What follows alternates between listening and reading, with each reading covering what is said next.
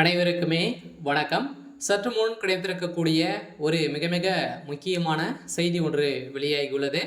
சற்று முன் 50,000 கோடி ரகசிய அறையை போட்டு கொடுத்த செந்தில் பாலாஜி, இது மாதிரி பார்த்தீங்கன்னா செய்திகள் வெளியே இருக்கு.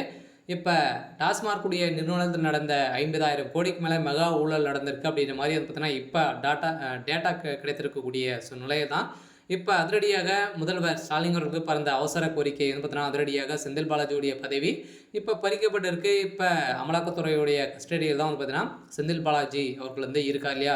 ஏற்கனவே இவருடைய ஜாமீன் ரத்து செய்ய போகிறோம் அப்படின்ற மாதிரி பரவலாகவே பேசப்பட்டு வந்திருந்த நிலையில் இவருடைய ஜாமீன் பார்த்தீங்கன்னா மீண்டும் புழல் சிறைக்கு அடைக்கப்படுவதாக தகவல் வெளியாக இருக்குது. இது வரைக்குமே 50,000 கோடி வைத்திருக்கக்கூடிய ரகசிய அறையை போட்டு கொடுத்துருக்கக்கூடிய நிலையில் தான் இப்போ திமுகவுடைய தலைமையகத்தை ஒட்டுமொத்தமாக கதையை முடியக்கூடிய அளவுக்கு தான் இப்போ செந்தில் பாலாஜி அவர்கள் உண்மையை ஒப்புக்கொண்டிருக்காரு.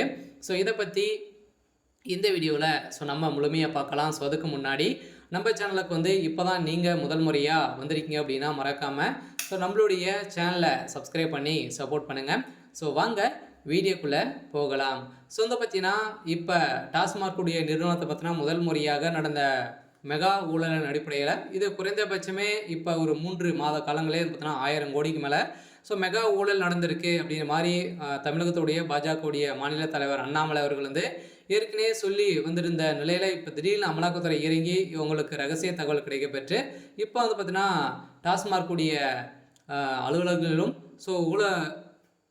ஆலையிலும் பார்த்தீங்கன்னா அவருக்கு சம்மந்தப்பட்ட நண்பர்களுடைய வீட்டிலும் சதுரடியாக ரைடுகள் நடந்தது. இந்த ரைடின் அடிப்படையில் திமுகவுடைய நாடகம் பார்த்தீங்கன்னா ஆடிட்டு வரும் நிலையில் மும்மொழியின் அடிப்படையில் நாடகங்கள் ஆடிட்டு வந்த திமுகவுடைய அரசை திடீர்னு பார்த்தீங்கன்னா அமலாக்கத்துறை அட்டாக் பண்ணி இப்போ அமைச்சர் செந்தில் பாலாஜியுடைய பதவி பறிப்பு பார்த்தீங்கன்னா ஏற்கனவே ஜாமீன் வழக்கை பார்த்தீங்கன்னா ரத்து செஞ்சுருக்காங்க. மீண்டும் செந்தில் பாலாஜிக்கு 7 ஆண்டு சிறை தண்டனை விதிக்கிறதுக்கான அனைத்து ஏற்பாடுகள் தான் நடந்திருக்கு. இதன் அடிப்படையில் செந்தில் பாலாஜி அவர்கள் டெல்லி காலையில் விழுந்து கதறிய சம்பவம் அதிர்ச்சியை ஏற்படுத்தியிருந்தாலுமே இப்போ அவர் உண்மைகளை ஒப்புக்கொண்டு இருக்காரு.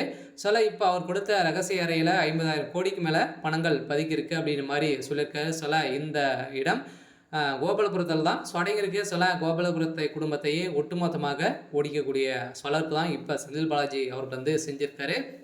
அதெல்லாம் பார்த்தீங்கன்னா இதில் சிக்கிரக்கூடிய அமைச்சர்கள் அனைவருமே கைது செய்யப்பட போகிறாங்க. முதல்வர் ஸ்டாலின் அவர்களுக்கும் ஒரு மிகப்பெரிய ஒரு தலைவலியாக எழுந்திருக்கு. இந்த ஊழல் பணங்கள் அனைத்துமே எங்கே இருக்குது அப்படின்னு பார்த்தீங்கன்னா ஸ்டாலினுடைய அக்கௌண்ட்டுக்கு தான் ரகசிய அக்கௌண்ட்டுக்கு போயிருக்கு. இப்போ பார்த்தீங்கன்னா எடுத்துருக்கக்கூடிய எவிடன்ஸின் அடிப்படையில் முதல்வர் ஸ்டாலின் அவர்களும் சிறைக்கு செல்லத்துக்கான அனைத்து ஏற்பாடுகளுமே நடந்திருக்கு. தமிழகத்தில் 164 சட்டம் பார்த்தீங்கன்னா அமலுக்கு வரப்போகுது. திமுகவுடைய ஆட்சி கலைக்கிறதுக்கான வாய்ப்புகள் ஏற்படுத்தியிருக்கு. சரி, ஓகே. இன்னைக்கான அப்டேட் பார்த்தீங்கன்னா இதுதான். மறக்காமல் நம்மளுடைய சேனலை சப்ஸ்கிரைப் பண்ணி சப்போர்ட் பண்ணுங்கள். தேங்க்யூ.